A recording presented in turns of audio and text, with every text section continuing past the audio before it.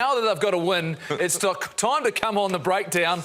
Drew, come on in. I want you to bring a bit of insight to us. Welcome, mate. It's now, what are we at, 14-1? We're 14-1, but it's an important one. But first and foremost, do you believe, if we look at the future, the joint competition is still well and truly the way to go? Yeah, look, I honestly think we do. I mean, obviously, we're well off the pace at the moment, and that's something that for rugby in Australia, we certainly need to find ways to make sure that we start bridging that gap, because it's not something that we can sit here and deny that the New Zealand domestic franchises are just strides ahead of ours at the moment. And, whilst some of the score lines, I think sometimes they've almost flattered some of our teams. I feel like we've kind of been able to score points once the game is lost. And you'd all know that sometimes when you're 33 points up at half time, you sort of mentally switch off a bit. You think it's going to keep coming. You play a little bit looser, and that's when the other team can start scoring a few more points. And perhaps the scoreboard reads a little bit better than the game that was actually being played out there. So, look, there's a long way for us to go, but I think from an Australian point of view, we need to be playing against the best, and you guys are the best. And selfishly, from an Australian point of view, we need to be playing against you. We need that type of trans-Tasman competition every year. We just need to start finding a way to bridge that, the difference. Hey, Drew, what do you reckon the major differences are between the way the Aussies are playing the game and the way New Zealand's playing the game? Look, to be honest, I think from our Super Rugby AU, where we all thought, we're perhaps in a good place to go up against your five franchises, is I think that the way that the Kiwi teams are being able to put us to the sword when there's turnovers, when we're poor in transition, when we make an error, we're kicking too much ball away without an outcome in mind. And when you give these teams, the quality teams, that ball, then we're seeing these, the New Zealand franchises put points on us, and then points and pressure through scoreboard, pressure through territory. Whereas we probably weren't getting that from our, in the domestic competition here in Australia. And that's, I think, probably the biggest difference is we're just not handling that change of tempo at turnovers, at breakdowns and counter-attack. Drew, a bit of a change in tact here. I know Australian rugby in general has been taking a bit of a pounding. There's rumours that you don't have a lot of money in the bank, and I think the national side will be okay under Dave Rennie. But how important is the 2027 World Cup to give you that injection of enthusiasm? Yeah, look, I think it's massive for us. Obviously, we're doing it tough against, a really competitive market here. Rugby league strong, AFL is smashing it in the juniors, and also football as well, just those winter sports. So we're losing that battle in terms of attracting kids to our game, and we really need to sort of start to broaden our horizons outside just the GPS school systems here in the major cities.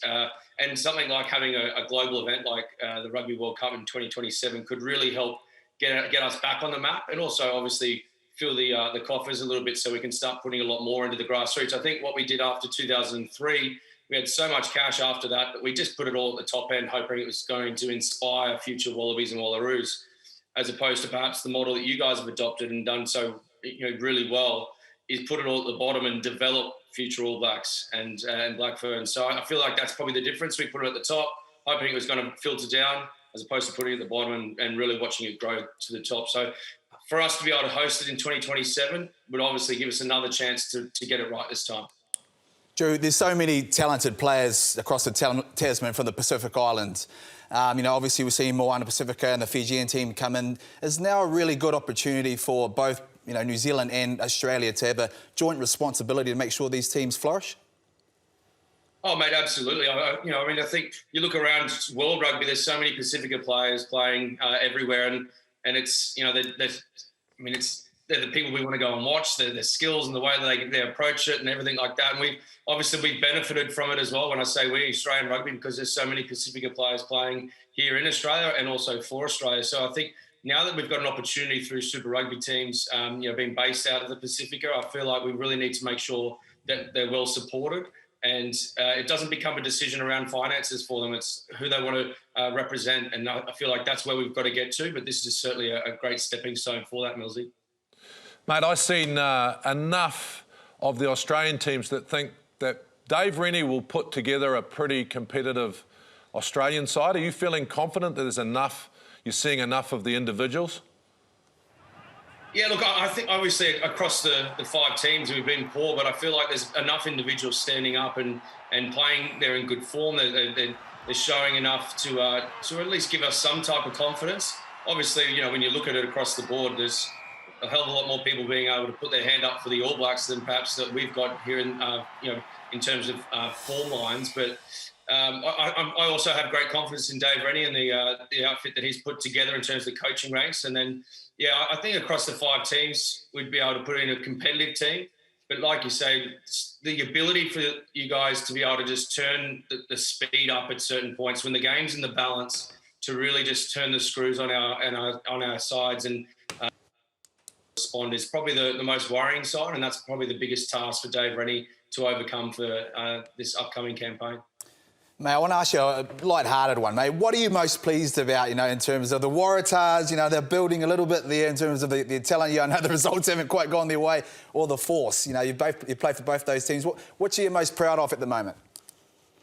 Mate, look, to be honest, it's if I'm calling a spade, Millsy, it's tough to be proud of what's going on with the Waratahs at the moment. And I say that with respect to the players as well, because I don't feel like they've been well supported off the field for the last couple of years. And I just don't think we have the list necessarily to be competitive for, the campaigns that we're going into. But I also love the way that the Force have come back into this competition this year with a full pre-season. And I guess the ability to go with a full shopping list to go out and get some players of experience and have that good blend. So for them to kind of be in the fight, and look, they've become, their identity is just a team that just doesn't go away. They stay in the fight and they grind you down, and they don't allow you to play your best type of footy. So look, it is great, but I'm going to have to sit on the fence, Millsy. I love it. I love my time at the moment, but, you couldn't be any more perfect, because that's all he ever does. That's all he does. Good on you, mate. Good on you. Blues Chiefs, whenever he feels like it. Yeah, but Millsy, I also played for the Reds, so I'm going to say the Reds. Oh, yeah, your team that's finally got a win. The other thing I just wanted to quick is the fact that we had Mertz on a couple of weeks, and I tell you what, he's obviously rubbed off on you, because your answers are stretching. And how are you guys coping in the same commentary box together? Yeah, look, I like to give him the the lion's share of the microphone in commentary, but I just thought you guys would like to hear a nice accent, so I thought Mate, he just takes it. You don't have to offer it. He's going to take it, mate. Hey, it's great to have you on the show. Great to get your thoughts, and really enjoying the work you're doing across the Tasman. And we can't wait for those Wallabie All Black Test matches to come around, but we've got a couple of big weekends in front of us. So thanks, mate. Appreciate it. No worries. Thanks very much. So he did sort of jump the fence. He sort of went to the Reds. I'd go to the Reds as well. Look, great to hear from him, get his thoughts. As we know, well and truly is that they will be able to put together a Wallaby side. They do it every year. They find a way to get better, and Dave Rennie will well and truly be preparing those